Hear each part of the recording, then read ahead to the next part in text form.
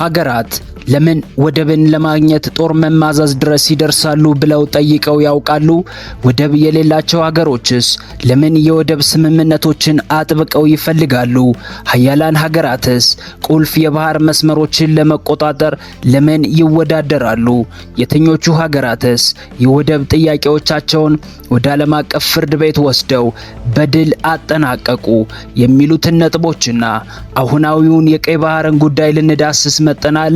ቻናላችንን ሰብስክራይብ በማድረግ አብራችሁን ሁኑ።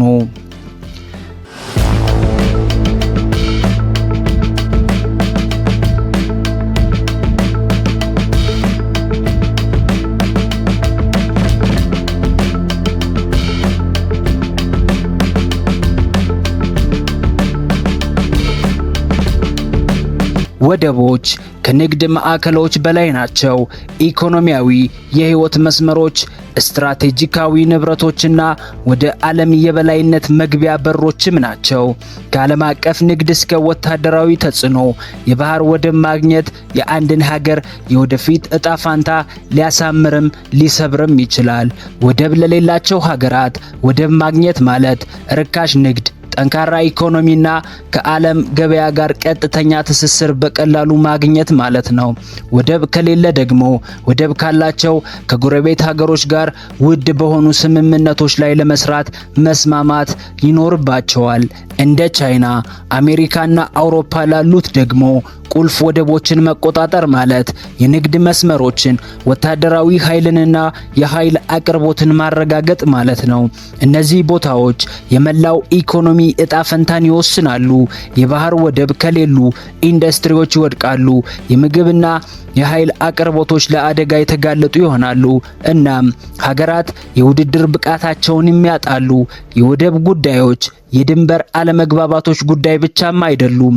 ከዛም ባሻገር የኢኮኖሚያዊ ህልውና፣ የደህንነት ዋስትናና የዓለም አቀፍ የኃይል ሚዛን ማስጠበቂያ ካርድም ጭምር እንጂ።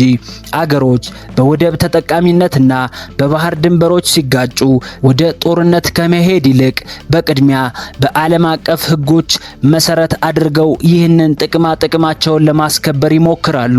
እንደ ዓለም አቀፉ የፍትህ ፍርድ ቤት ወይም አይሲጄና የተባበሩት መንግስታት ድርጅት ያሉ ድርጅቶች እነዚህን አለመግባባቶች በህጋዊ ሽምግልና ስምምነቶችና በዲፕሎማሲያዊ ድርድር ለመፍታት ወሳኝ ሚናን ይጫወታሉ።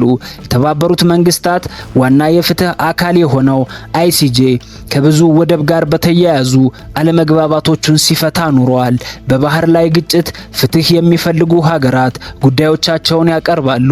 ይህንንም ተከትሎ ፍርድ ቤቱ ህጋዊና አስገዳጅ ውሳኔዎችን ይሰጣል። በዚህ ህጋዊ ሂደትም ቁጥራቸው ቀላል የማይባሉ ሀገራት በፍርድ ቤት ክርክር የወደብ ባለቤት ሲሆኑ አይተናል።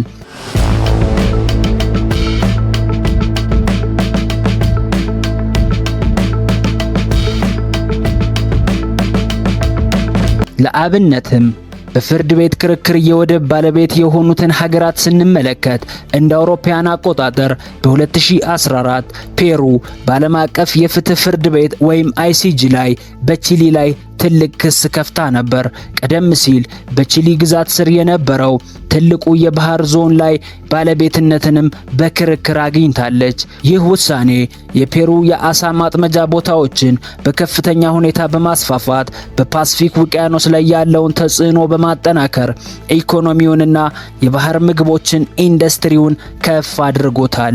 ሌላው ደግሞ እንደ አውሮፓውያኑ አቆጣጠር በ1998 ኤርትራና የመን በቀይ ባህር ቁልፍ ደሴቶች ላይ የይገባኛል ጥያቄ ውስጥ ገብተው የነበረ ሲሆን ዓለም አቀፍ የግልግል ዳኝነት አብዛኛውን የሃኒሽ ደሴቶችን ለየመን ሰጥቷል።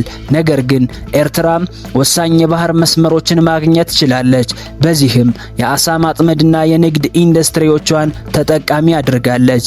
በ2012 ደግሞ ኒካራጓ በኮሎምቢያ ላይ የባህር ጥያቄ ተነስቶበት የነበረውን ውዝግብ ወደ ፍርድ ቤት በመውሰድ ያሸነፈችበት ጊዜ የሚታወስ ሲሆን አይሲጄ የኮሎምቢያን ቁጥጥር በመቀነስ የኒካራጓን ብቸኛ የኢኮኖሚ ዞን በማስፋት ለኒካራጓ ሰፊ የካሪቢያን ባህር ሉዓላዊነትን ሰጥቷል።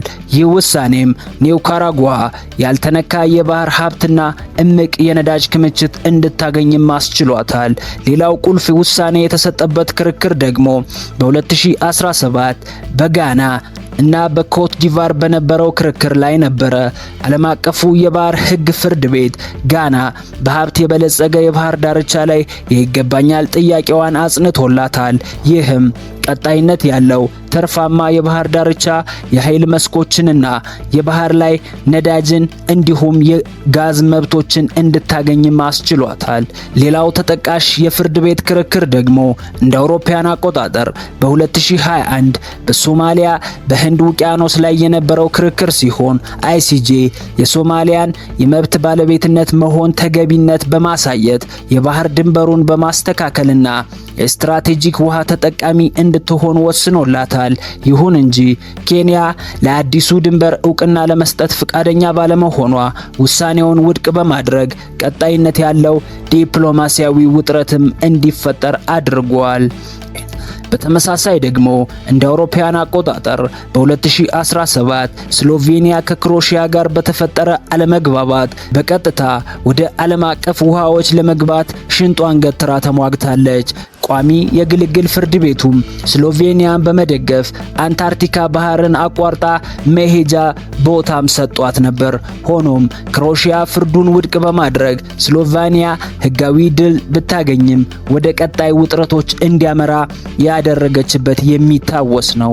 እነዚህ ሂደቶችም የዓለም አቀፍ ሕግ ወደቦችን በሰላማዊ መንገድ እንዲተላለፍ በማድረግ ረገድ ያላቸውን ኃይል ያሳያሉ።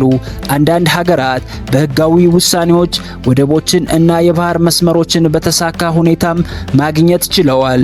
ሌሎች ደግሞ በአስገዳጅና በፖለቲካዊ ጫናዎች ይህንን የወደብ መብት ለማግኘት እየታገሉ ይገኛሉ።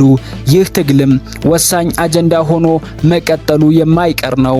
በንግድ በሀብት ተደራሽነትና በጂኦፖለቲካል ኃይል ላይ የሚያሳድረው ተጽዕኖም ቀላል አይደለም።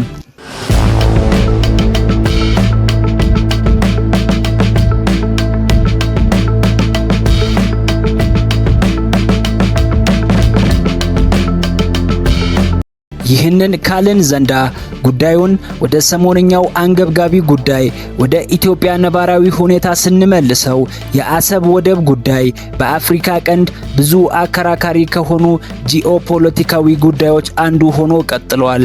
እንደ አውሮፓውያን አቆጣጠር በ1993 ኤርትራ ከኢትዮጵያ ነጻ ከወጣች በኋላ ኢትዮጵያ የባህር በር አልባ ሆና የቀይ ባህር መዳረሻዋን አጥታለች።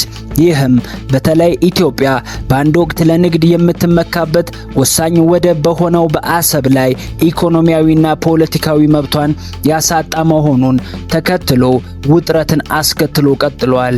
ከኤርትራ ነጻነቷ በፊት አሰብ የኢትዮጵያ ቀዳሚ ወደብ ነበረች። ከውጭ የምታስገባውንና የምታስወጣውን ምርትም በስፋት ይህ ወደብ ያስተናግድ ነበር። ነገር ግን ኤርትራ በ1993 በተደረገው ህዝበ ውሳኔ ነጻነቷን ካገኘች በኋላ ወደቡ አዲስ ወደ ተመሰረተችው የኤርትራ ግዛት አካል ሆነ። እስከ ኢትዮጵያና ኤርትራ ጦርነት ድረስ ማለትም ከ1995 እስከ 2000 ድረስም ግንኙነቱ ሙሉ በሙሉ እስከሚፈራረስ ድረስ ኢትዮጵያ አሰብን ለበርካታ ዓመታት ስትጠቀም ቆየች። ከዛ በኋላ ግን ሁሉም ነገር አቆመ። ኢትዮጵያም የንግድ መስመሯን ወደ ጅቡቲ ቀየረች። አሁን ከ90 በመቶ በላይ የሚሆነውን የኢትዮጵያ የባህር ንግድ የምታስተናግደው ሀገር ጅቡቲ ናት። በአልጀርስ ስምምነት በ2000 የተቋቋመው የኤርትራና የኢትዮጵያ ድንበር ኮሚሽንም አሰብን የኤርትራ ግዛት ነው ሲል ወስኖ የነበረ ሲሆን ኢትዮጵያ በመጀመሪያው ውድቅ አድርገዋለች። ባለፉት ዓመታት አሰብን በድርድር ወይም በህጋዊ መንገድ ለማስመለስ የኢትዮጵያ ኢኮኖሚያዊ ቀጥተኛ የባህር መዳረሻ ፍላጎት ጥያቄን ተከትሎ የኢትዮጵያ ፖለቲከኞች በተለይም ገዢው ፓርቲ መጠነ ሰፊ ጥሪ እያቀረበ ይገኛል። ይሁን እንጂ ኤርትራ በአሰብ ላይ ያላትን ሉዓላዊነት በማንሳት እንዲህ ያሉትን ጥያቄዎች አጥብቃ እየተቃወመች ትገኛለች። እንደ አውሮፓውያን አቆጣጠር በ2018 በኢትዮጵያና በኤርትራ መካከል የተደረሰውን የሰላም ስምምነት ተከትሎ የኢትዮጵያ ከሕግ ውዝግብ ይልቅ በኢኮኖሚ ትብብር ወደ አሰብ ልትቀላቀል ትችላለች የሚል ግምቶች ነበሩ። ሆኖም ዲፕሎማሲያዊ ግስጋሴው አዝጋሚ በመሆኑ የኤርትራን ባለስልጣናት የወደብ ጥያቄው በኢትዮጵያ ላይ ያለውን ተጽዕኖ ለመረዳት ፍቃደኛ አለመሆናቸውን ተከትሎ አሁን ላይ የአሰብ ዕጣ ፋንታ በእርግጠኝነት አይታወቅም። ኢትዮጵያ ከጅቡቲ፣ ከሶማሌላንድ ወይም በርበራ እና ከኬንያ ላሙ ወደብ ጋር የተፈራረሙትን ስምምነቶች ጨምሮ የወደብ መዳረሻን ለማስጠበቅ አማራጭ መንገዶችን መፈለጓንም ቀጥላለች። ይሁን እንጂ አንዳንድ የኢትዮጵያ የፖለቲካ ቡድኖች በአሰብ ጉዳይ ላይ ድርድር እንዲደረግ ግፊት እያደረጉ ሲሆን ኢትዮጵያ በኢኮኖሚና በጸጥታ ጉዳዮች በቀጥታ ወደ ቀይ ባህር መግባት አለባት ሲሉም ክርክራቸውን ከፍ እያደረጉ ይገኛል። ይህ ወደ ህጋዊ ዳኝነት፣ ዲፕሎማሲያዊ ድርድር ወይም ተጨማሪ ውጥረቶች ይመራ እንደሆነ ወደፊት የሚታይ ቢሆንም የአሰብ ውዝግብ የወደፊት ተደራሽነት የሀገራትን ፖለቲካዊና ኢኮኖሚያዊ የወደፊት ሁኔታዎች እንዴት እንደሚቀርጽ ቁልፍ ማሳያ ነው። ኢትዮጵያና ኤርትራም ከላይ እንዳነሳናቸው በፍርድ ቤት ውሳኔዎች የጋራ መግባባት ይፈጥሩ ይሆን ወይስ ወደ ኃይል አማራጭ ገብተው ቀጠናውን ወደ አላስፈላጊ ትርምስ ይከቱት ይሆን የሚለው ጥያቄ ለሀገራት ብቻ ሳይሆን ለቀጠናውም ከባድ ስጋት ፈጥሮ ቀጥሏል።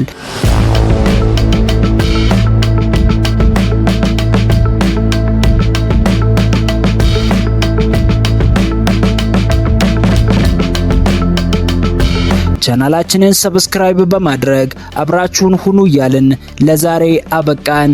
ሰላም።